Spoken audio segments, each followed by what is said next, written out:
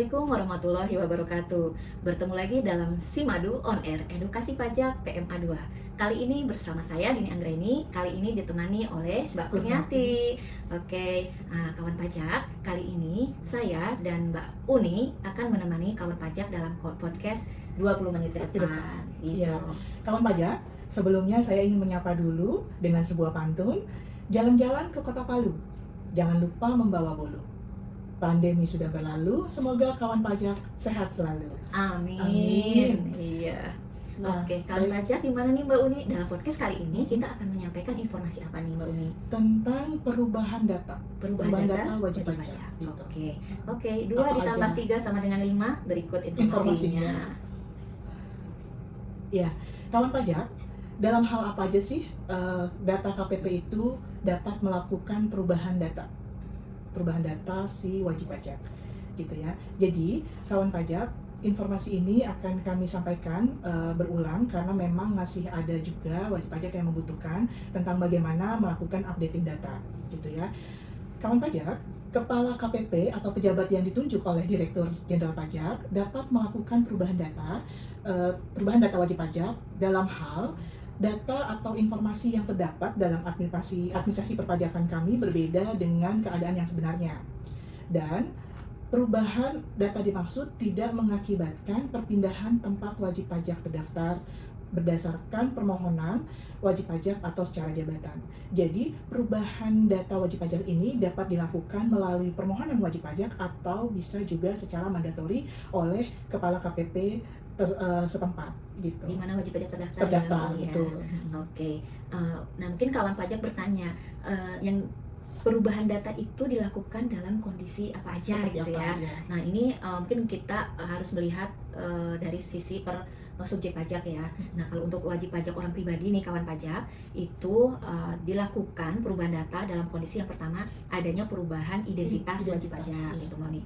Yang kedua, adanya perubahan alamat tempat tinggal Ya. atau tempat kegiatan usaha wajib pajak yang wilayah kerjanya di KPP yang sama. Oh, Betul. jadi tidak mengubah alamat KPP terdaftar. Betul, ya. karena kalau alamat KPP alamatnya sudah berbeda. Mengakibatkan KPP-nya berbeda, itu nanti prosedurnya sudah bukan perubahan data. ya. Betul, itu nanti pemindahan betul. wajib pajak ya. Betul gitu. Nah, untuk wajib pajak orang pribadi, kondisi yang harus menyebabkan perubahan data yang ketiga adalah perubahan dari sumber penghasilan dari wajib pajak itu Mbak Uni. Itu mungkin yang tadinya pegawai Dia kemudian punya usaha. betul, iya, mungkin pegawainya sudah resign, beralih menjadi punya usaha pengusaha sendiri sendiri. atau sebaliknya gitu ya. Iya. Nah, yang keempat itu perubahan wajib pajak menjadi wajib pajak warisan yang belum terbagi. Itu seperti apa misalnya? Iya, jadi apabila wajib pajak orang pribadi tersebut meninggal dunia, dan meninggalkan warisan. betul, dan warisannya itu ternyata belum dapat dibagikan kepada ahli waris, itu nanti dirubah saja statusnya dari wajib pajak orang pribadi menjadi wajib pajak warisan belum terbagi. Betul. Nah, yang kelima, untuk orang pribadi apabila terdapat kesalahan tulis data wajib pajak pada administrasi di Direktorat Jenderal Pajak. Atau bisa juga ya, perubahan ini yang tadi nomor 5 terkait dengan perbedaan data di Dukcapil dengan Bisa sekali sehubungan dengan validasi. ya. Betul, validasi NIK menjadi NPWP. NPWP. Iya, betul ya, karena di ketentuan baru nanti kita akan memakai NIK sebagai NPWP. Jadi itu menggunakan prosedur perubahan data. Iya, ya. betul.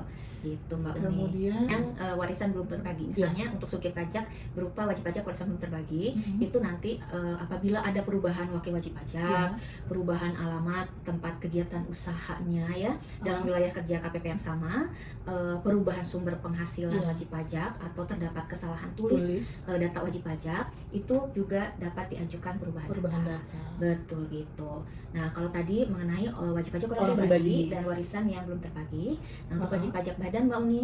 Jadi untuk wajib pajak badan, perubahan data itu terkait dengan perubahan identitas wajib pajak yang tidak mengubah bentuk badan hukumnya. Kemudian yang kedua, perubahan alamat kedudukan atau tempat kegiatan usaha wajib pajak masih dalam wilayah kerja KPP yang sama, gitu ya. Jadi misalnya yang tadinya di gedung A lantai 1 kemudian berubah menjadi gedung A lantai 7. Itu bisa dilakukan perubahan data. Kemudian yang ketiga, itu tentang perubahan jenis kegiatan wajib pajak. Jenis kegiatan usahanya. Mungkin KLU ini yang dimaksud dengan KLU. Jadi itu juga bisa dimintakan untuk permohonan perubahan data.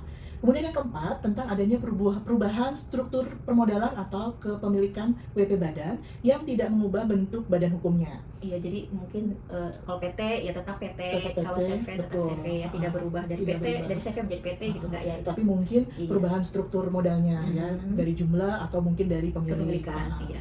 Kemudian yang kelima, perubahan data itu juga bisa terkait adanya salah tulis dari informasi yang ada pada wajib pajak. Jadi misalnya ada salah tulis nama atau salah tulis nama jalan yang berbeda dengan administrasi di KPP gitu ya. Kemudian yang keenam itu perubahan data terkait adanya perbedaan antara data terkait kategori atau bentuk usaha pada basis data perpajakan dengan keadaan yang sebenarnya. Jadi ini terkait dengan KLU. Jadi di administrasi perpajakan di KPP, KLU-nya berbeda dengan KLU yang sebenarnya. Itu juga bisa dimintakan permohonan untuk perubahan data. Gitu ya. Iya, itu untuk yang wajib pajak badan. Betul. Nah, kalau untuk yang instansi pemerintah itu juga bisa dilakukan perubahan data gitu. Gimana Mbak Dini untuk yang instansi pemerintah? Jadi gini kawan pajak, jadi untuk yang instansi pemerintah itu silahkan untuk melakukan perubahan data apabila menemui kondisi yang sebagai berikut. Yang pertama, adanya perubahan identitas dari instansi pemerintah tersebut, Mbak Uni. Iya. Misalnya ada perubahan nama kelembagaan gitu ya. Biasanya Satker, Satuan Kerja kan kadang ada perubahan nama, ya seperti itu bisa menyesuaikan kembali sesuai dengan nama Satker yang baru. Iya, untuk yang kedua, adanya perubahan alamat tempat kedudukan dari instansi pemerintah tersebut yang sama seperti yang tadi, yang masih dalam wilayah kerja KPP yang sama, betul. Nah, yang ketiga, perubahan data dilakukan apabila terdapat perubahan dari kepala instansi pemerintah dan atau pejabat bendahara pengeluaran dan atau bendahara penerimaannya. Karena pada instansi pemerintah kadang suka ada pergantian bendahara ya, bendahara pembayar ya, bendahara atau kepalanya kan sering mutasi, betul gitu. Yang keempat, apabila terdapat kesalahan tulis data instansi pemerintah pada administrasi yang ada di Direktorat Jenderal Pajak. Jadi informasi yang ada di Direktorat Pajak itu keliru, nah di inputnya keliru. Nah, silahkan melakukan perubahan data disesuaikan dengan yang kondisi sebenarnya. Nah, kelima, ada lagi itu terdapat perbedaan antara data terkait kategori dan atau bentuk dari instansi pemerintah pada basis data perpajakan dengan kategori dan atau bentuk instansi pemerintah yang sebenarnya dan yang seharusnya tercatat dalam basis data perpajakan dari sejak terdaftar sesuai dengan dokumen yang disampaikan oleh wajib pajak. Gitu Mbak Uni. Nah, kawan pajak, tentang cara mengajukan permohonan perubahan data ini bisa dilakukan secara elektronik maupun secara tertulis. Dan ini juga dilampiri dengan dokumen-dokumen pendukung yang menunjukkan adanya perubahan atas data tersebut. Termasuk dokumen pendukung ini misalnya seperti dokumen elektronik yang menunjukkan adanya perubahan data wajib pajak. Itu bisa, tapi kalau sekarang karena sudah ada validasi NIK menjadi NPWP itu juga bisa dilakukan dengan melakukan perubahan data gitu ya, di validasi untuk bisa disesuaikan dengan data yang sebenarnya gitu ya Mbak Din. Iya betul Mbak Uni. Kemudian untuk perubahan data secara elektronik itu bisa diajukan melalui saluran-saluran yang sudah disediakan oleh DJP, misalnya apa Mbak Dini salurannya? Iya, ada aplikasi aplikasi registrasi, betul, iya. Kemudian bisa juga nggak sih melalui kontak center kita? Mungkin karena sekarang mengikuti perkembangan zaman Mbak Uni ya. Jadi untuk kontak center kita Kering Pajak 1-500-200 itu sudah bisa dilakukan perubahan data melalui Kering Center. Nanti kawan pajak silakan tinggal telepon ke Kering Pajak, nanti diikuti tahapan-tahapan yang ditanyakan di sana. Iya, nanti apabila memenuhi ketentuan, nanti akan dilakukan perubahan data melalui kontak center. Yang selanjutnya itu bisa melalui saluran tertentu lainnya. Nah, kalau saya lihat sih di DJP online Mbak Uni, iya itu di menu profil. Di menu profil sudah ada. Iya, itu bisa melakukan perubahan, mungkin hanya terbatas di email dan nomor handphone. Iya. Tapi itu kalau misalnya hanya sekadar merubah data dua tersebut, kawan pajak itu bisa dilakukan di DJP online atau DJP online. Di secara elektronik, itu pengajuannya bisa dilakukan melalui aplikasi e-registrasi atau e-reg yang tersedia pada pada laman DJP online dengan mengisi dan menyampaikan formulir perubahan data wajib pajak. Kemudian yang kedua, mengunggah salinan digitalnya, soft copy atas dokumen pendukung. Atau bisa juga melalui kontak center yang tadi telah disampaikan oleh Mbak Dini, bisa langsung disampaikan tentang perubahan datanya. Memang kalau jika memungkinkan akan bisa dilakukan perubahan pada saat itu juga. Betul Gitu gitu ya, dan jangan lupa untuk memanfaatkan pula akun DJP online apabila Iya. perubahan datanya Terkait terkait dengan nomor nomor handphone, nomor HP dan email. email. Iya, betul ya. Itu.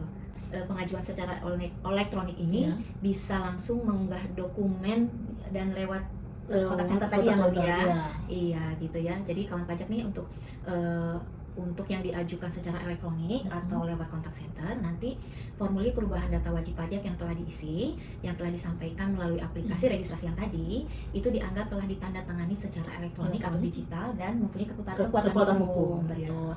Nah, untuk nanti untuk memproses pengajuan permohonan perubahan data kawan pajak melalui kontak center atau saluran tertentu lainnya, itu wajib pajak nanti akan dilakukan proses validasi identitas, Mbak Uni. Ya, jadi Ya. tidak serta-merta langsung ada perubahan ya. Betul, nanti akan dilakukan terlebih dahulu proses validasi identitas untuk membuktikan bahwa wajib pajak sendirilah yang mengajukan permohonan dimaksud. Gitu ya. Nah, untuk permohonan perubahan data wajib pajak secara elektronik ini yang melalui kontak center atau saluran tertentu lainnya dinyatakan sudah diterima oleh Direktorat Jenderal Pajak dalam hal wajib pajak telah menyatakan afirmasinya Ya. atau pernyataan secara sungguh-sungguh atas permohonan perubahan data tersebut melalui layanan yang tadi disebutkan. Gitu, Mbak Uni.